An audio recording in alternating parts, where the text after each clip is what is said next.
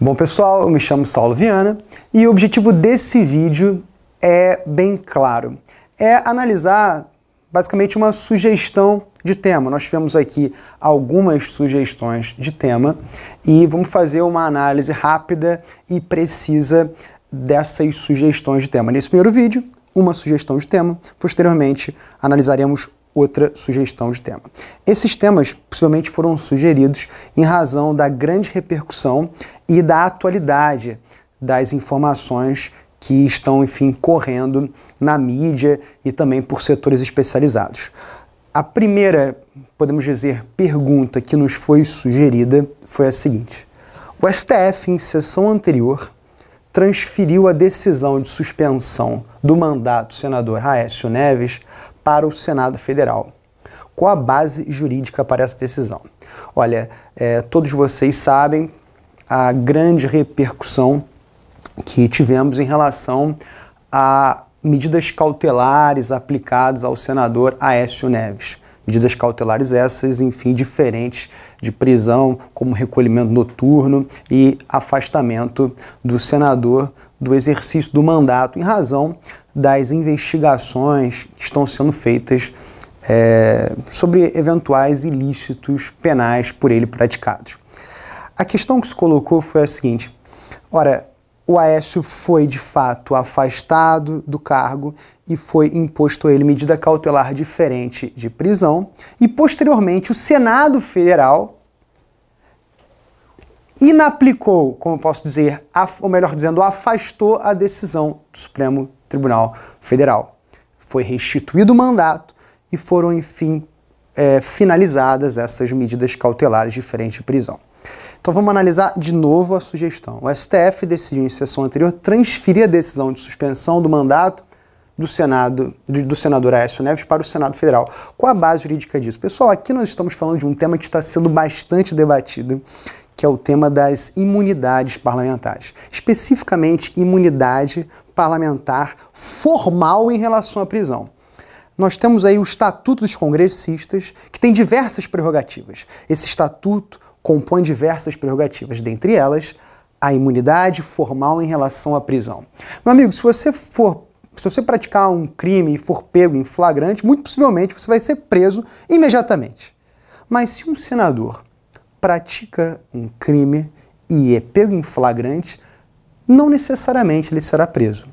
Como assim, Saulo? Não necessariamente ele será preso?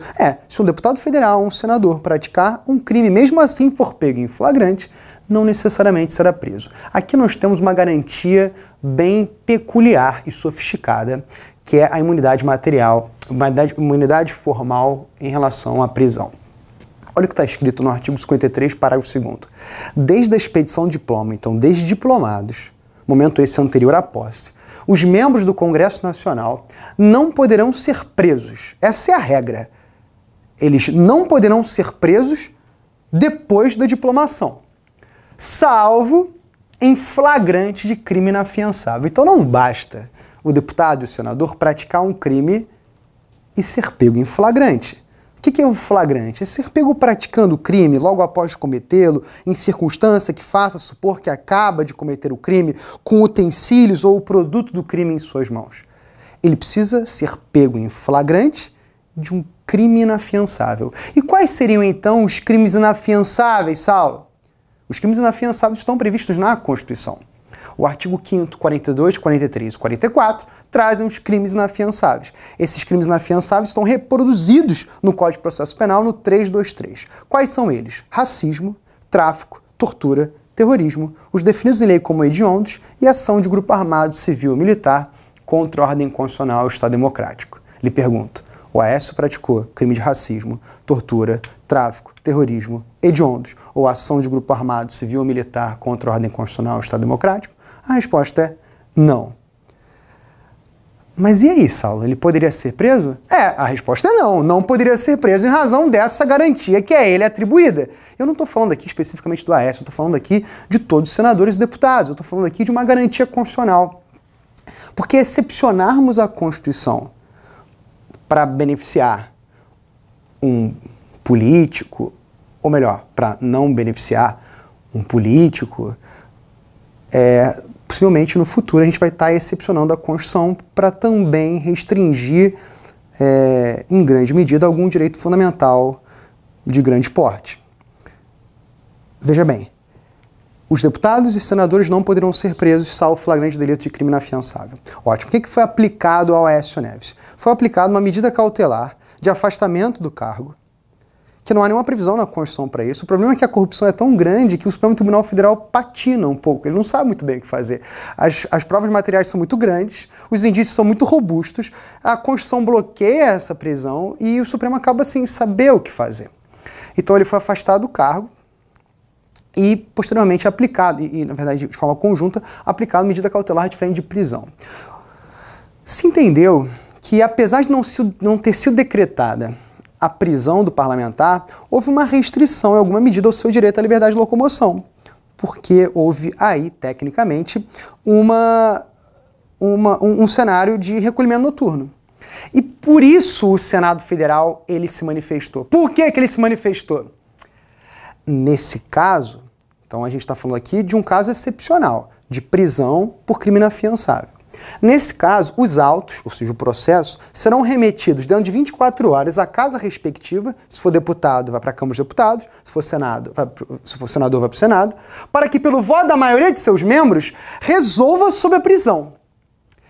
Não houve propriamente uma prisão, mas se entendeu que houve uma restrição à liberdade de locomoção. E que o Supremo Tribunal Federal teria, enfim, afastado ele do cargo sem uma previsão expressa da Constituição. Então, por isso foi remetido ao Senado Federal essa questão. Então, houve, em alguma medida, sim, respeito à Constituição. Apesar, repito, da Constituição não admitir expressamente esse afastamento e nem a aplicação de medidas cautelares, elas foram aplicadas, mas quem resolveu sobre elas foi o Senado Federal, que entendeu por bem não mantê-las. Regra geral, no processo penal, uma medida cautelar diferente de prisão, descumprida, redunda em prisão. Só que, imagine, o senador não cumpre, ou seja, descumpre a medida cautelar.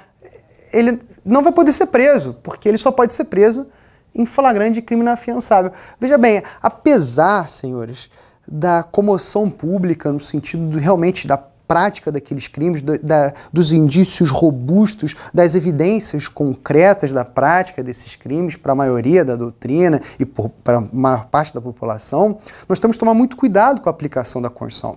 Qual é a melhor solução? A melhor solução é acabar com essa imunidade formal em relação à prisão, mas isso só pode ser feito através de emenda constitucional. Então a nossa revolta ela tem que ter um limite, ela tem que ter uma baliza. Qual é a baliza? A baliza é a Constituição. Porque se começarmos a desrespeitar a Constituição, excepcionar a Constituição, porque é um caso excepcional, então cabe a exceção à Constituição, a gente pode chegar em momentos bastante tortuosos. Mas essa, enfim, é uma análise puramente técnica, é uma análise puramente legalista e uma análise da Constituição de uma forma muito simples e de fato, eu não tenho nenhuma pretensão de estar aqui dizendo a verdade absoluta, mas esse é o artigo que se coloca para a melhor análise da questão.